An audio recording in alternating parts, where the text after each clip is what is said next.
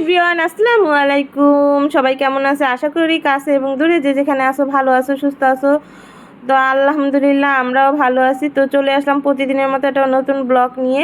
সবার কাছে অনুরোধ থাকবে একটা লাইক দিয়ে সম্পূর্ণ ভিডিওটা দেখবে, আর যদি ভালো লেগে থাকে একটা কমেন্ট করে দিবে।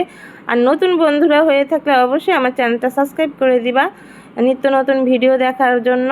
তো আমি সকাল থেকে ভিডিওটা শুরু করছি। আম্মু বাজারে গেছিলো, দেন আমার বড় মামার বাসায় গেছিলো। আমার মেজো খালা সে আসছে গ্রাম থেকে, বরিশাল। সে অনেক কিছু নিয়ে আসছে, আমরা নিয়ে আসছে, কচু নিয়ে আসছে আম্মুর জন্য, তারপরে হচ্ছে নারকেল আনছে, এগুলো আম্মু নিয়ে আসছে। আর এদিকে ইসরাত বাবা আর হচ্ছে আবরাসান বাবা দুইজনে মিলে টিভি দেখতেছে, তাদেরকে খাওয়ানো হয়ে গেছে সকালের নাস্তা।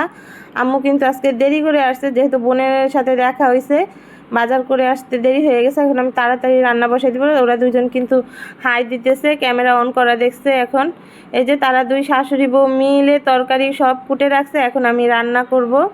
মুরগিও আছে, মুরগিটা কুটে আমি রান্না বসাই দিব। এদিকে আমি কচুটা সিদ্ধ দিয়ে দিছি, কচুটা তাড়াতাড়ি সিদ্ধ করে তারপরে কিন্তু কচুটা বাগার দিয়ে দিব। আর এদিকে আমি আমড়া দিয়ে ডাল রান্না করতেছি, আমড়ার ডাল। এখানে কোনো ডাল দেই নাই, মানে আমড়ার ঝোল বললে বুঝবেন, আমড়া দিয়ে ঝোল রান্না করতেছি। এই যে মুরগিটা, এখন আমি মুরগিটা ধুয়ে কুটে নিব। এটা ধুইতে হবে, যেহেতু ড্রেসিং করে আনছে, ধুয়ে আমি কুটে নিব।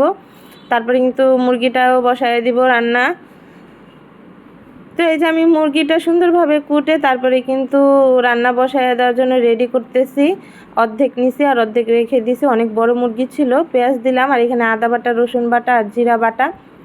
সকালবেলা আম্মু খিচুড়ি রান্না করছিল, তখন বেটে রাখছে মশলা সব। তো এখন আমি দিয়ে দিলাম, এখন হলুদ মরিচ দিয়ে দিব পরিমাণ মতো। এটা কিন্তু গরুর মাংসের মতোই রান্না করব, যেভাবে মেখে রান্না করি আর কি, ওইভাবে। এখন হলুদ দিয়ে দিলাম 1 চামচ, মরিচ দিব 1.5 চামচের মতো। মরিচটা কিন্তু অনেক ঝাল, আর খাসি মুরগিতে একটু ঝাল ভাল লাগে। তো ধনিয়ার গুঁড়া দিয়ে দিলাম, আর লবণ পরিমাণ মতো দিয়ে দিলাম, পরে লাগলে আরও দিব।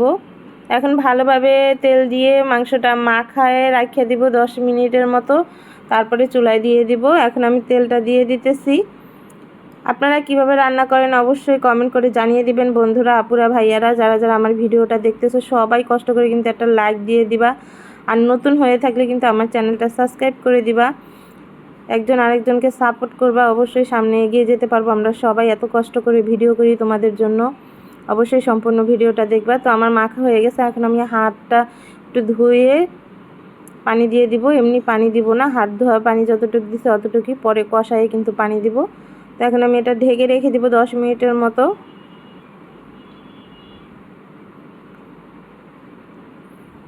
তো 10 মিনিটের মতো আমি রেখে দিছিলাম। এখন আমি চুলাটা অন করে নিব। আমার আর কচু কিন্তু সিদ্ধ হয়ে গেছে। আর ইসরাতের জন্য ডাল রান্না করতেছি কারেন্টের চুলায়। ওরা দুই ভাই বোনের জন্য ডাল রান্না করব। ডাল আর হচ্ছে ভাতের ভিতরে একটা আলু সিদ্ধ দিব, তাহলেই হবে। তো এখন মাংসটা আমি বসায় দিছি ভালোভাবে। এখন আমি মেখে নিছি, কিন্তু মেখে তারপরে বসাইছি, সব মশলা একসাথে দিছি। শুধু এলাচ আর দারচিনিটা বাকি আছে, তেজপাতা, এটা আমি পরে অ্যাড করব।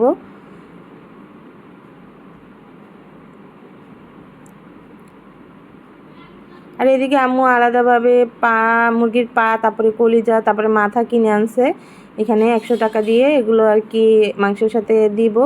এই কারণে এখন আমি এগুলো পরিষ্কার করে নিব, কারণ সবাই হাড্ডি খুঁজে। এই কারণে ইচ্ছা তো পা দেখলে অনেক খুশি হয়, সে আমরা যদি দেখে যে আমরা পা খাইতেছি মুরগির, সেও খেতে চায়।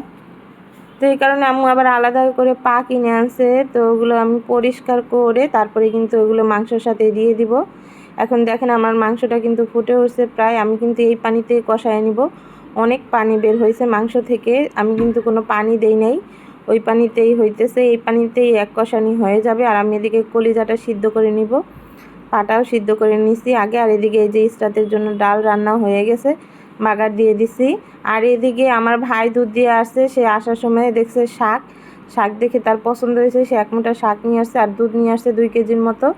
বিকেলবেলা হচ্ছে তালের পিঠা বানাবে, তাল আনছিল, আমার বাবা দেশে গেছিলো, বাবা দেশে থেকে আসার সময় আমার ফুপু দিয়ে দিছে তাল, সেই তালের পিঠা আজকে বানাবে। তো এই যে মাংস হয়ে গেছে প্রায়, কলিজাটা কিন্তু দিয়ে দিছে, সিদ্ধ করা কলিজা, আর পাও দিয়ে দিছে, সব কিছু দিয়ে মানে কষানো হয়ে গেছে।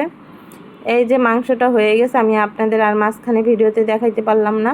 তো এই যে আমার মাংসটা রান্না করা শেষ। শাকও রান্না করছে, চিংড়ি মাছ আর আলু দিয়ে, লাউ শাক।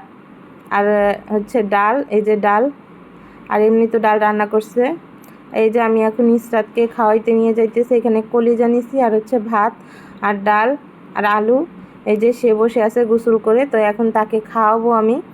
খাওয়াইলেই কিন্তু সে ঘুমিয়ে যাবে আধা ঘন্টার ভিতরে। তাকে ভাত খাওয়ানোর আধা ঘন্টার ভিতরেই সে ঘুমিয়ে যায়, যেহেতু 1টা বেজে গেছে, আজান দিতেছে। আবরাসানেরও গোসল হয়ে গেছে, আবরাসানকে খাওয়াবো। ওকে খাওয়ানোর পরে আবরাসানকে খাওয়াবো, একজন একজন করে খাওয়াই। তো এখন চলে আসলাম বিকালের ভিডিও নিয়ে। ইসরাত ঘুম থেকে উঠে গেছে, আমরা সবাই ঘুম থেকে উঠে গেছি। সবাই বলতে আমি ঘুমাই না, আর তাছাড়া সবাই ঘুমায়। সবাই ঘুম থেকে উঠে গেছে, এদিকে সবাই খাওয়া রেডি হয়ে গেছে। খালারা আসছে বিকেলবেলা আমাদের বাসায়, এই যে আমার 2 খালা। তো তারা আসছে এই কারণে এই যে নারকেল দিয়ে চাল ভাজছে, চাল ভাজা দিয়ে নারকেল দিয়ে চিনি দিয়ে মিশিয়ে খাইতেছে, আর চা জাল দিছে, চা বিস্কিট দিয়ে খাইতেছে। এদিক দিয়ে আম্মু তালের পিঠা বানাবে এখন, নারকেল দিয়ে আর হচ্ছে দুধ দিয়ে। এখন এই যে পিঠা বানানো শুরু করে দিছে, তালের পিঠা অনেক দিন পরে খাইতেছি। তো আজকের ভিডিওটা এই পর্যন্তই। ভিডিওতে যদি কোনো ভুল ত্রুটি হয়ে থাকে সবাই ক্ষমার দৃষ্টিতে দেখবেন। ভালো লাগলে অবশ্যই একটা লাইক দিয়ে দিবেন। আসসালামু আলাইকুম।